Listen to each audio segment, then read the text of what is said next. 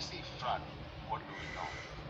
We have 32 countries that have banned use of electronic cigarettes. Now, it's a mixed number. Of the 32, 9 are high-income countries, 18 middle-income countries, the rest low-income countries. Then 79 countries partially regulate these products.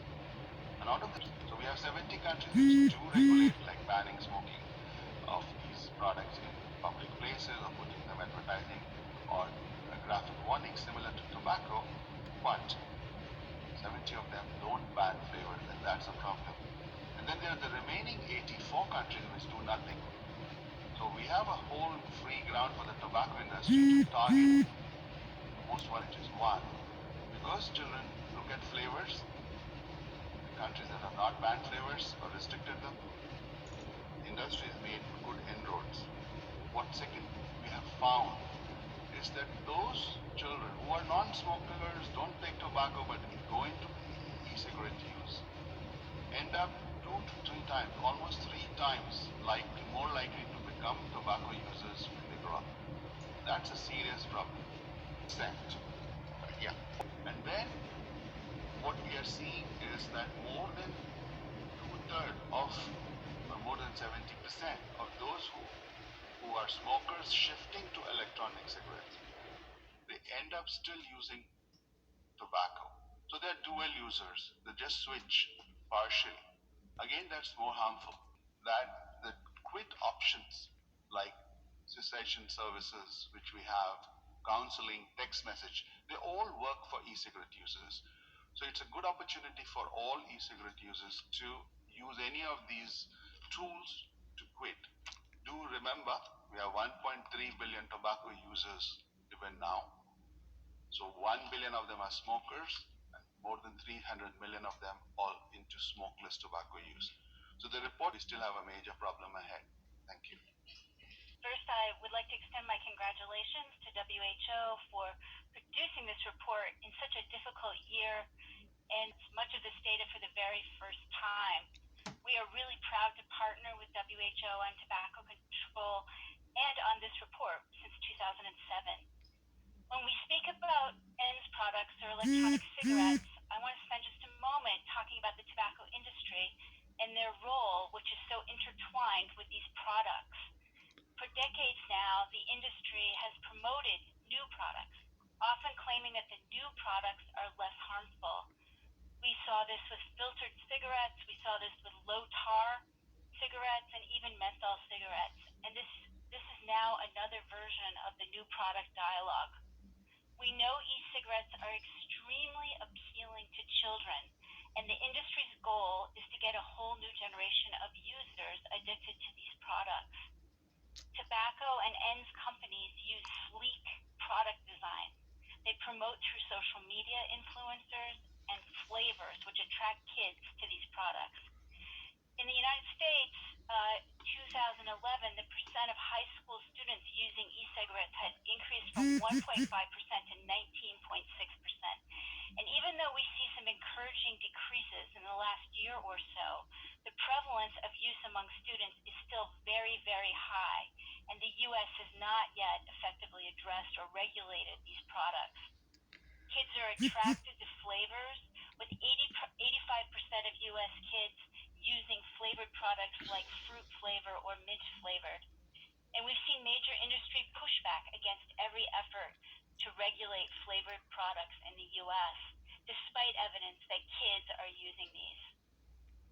The report documents tactics used by the industry to undermine Empower, the FCTC, and other tobacco control policies countries are working so hard to pass, using tactics like creating front groups and intense lobbying against policies. We have seen these tactics employed across the entire globe. Governments and other stakeholders have ways to counter industry tactics, and these are laid out in this report and are based on the FCTC. Some actions governments can take include requiring researchers to be transparent about their funding and their interaction with the industry, treating state-owned tobacco like private tobacco companies, and making sure conflict of interest policies are in place so that policymakers working on tobacco control do not have clear industry ties. countries are already taking action to address these new products. 111 countries in total have some measure in place to address ends, but that means that 84 countries have no existing policies to regulate these products. Much more work is needed, and this data helps us guide the way forward. So thank you very much. Start with questions from journalists who are online, and that you just raised, for instance, would you like to see those flavors? Would you like to see a world without cigarettes as soon as possible? Currently for e-cigarettes, and bubble gum and vanilla ice cream, choco cookies, I think they appeal more to my grandchildren than to me. So if that is not regulated, and I think Dr. Prasad and also Dr. Henning outlined very clearly how many countries have not yet regulated the use of e-cigarettes. That means that kids can go and get e-cigarettes for these flavors. And we know that you are much more likely then to use cigarettes in the end.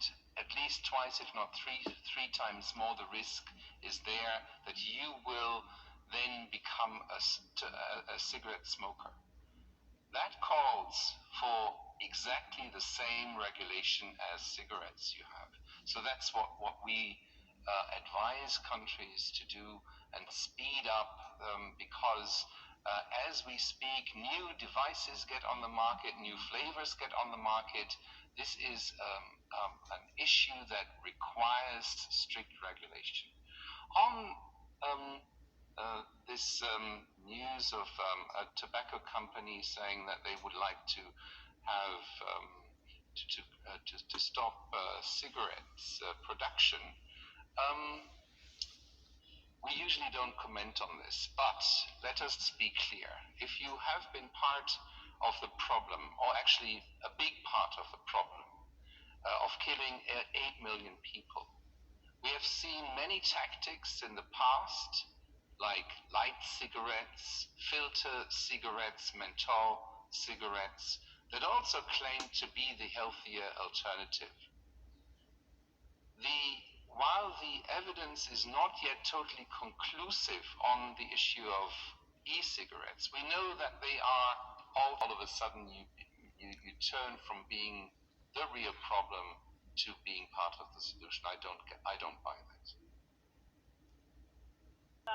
With the comments by Dr. Craig, I would also say that, just to be clear, we do believe that flavored e-cigarettes should be banned. Tobacco flavor e-cigarettes exist, but the goals in the U.S. right now are to ban all flavors, because as was outlined, these flavors are extremely appealing to kids, and 85% of e-cigarettes used by kids in the U.S. are flavored. So yes, we agree with that point. Thank you. Rifki Ramadan. Rifki, please unmute yourself and go ahead.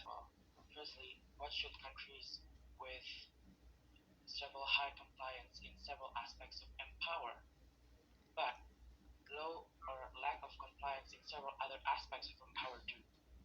My second question would be, what should a country do where there is no regulations or on ENDS? However, the use of such device has become very prevalent in such countries. Thank you. Thank you, Rifki. Maybe Dr. Prasad will start. Thank you for your question.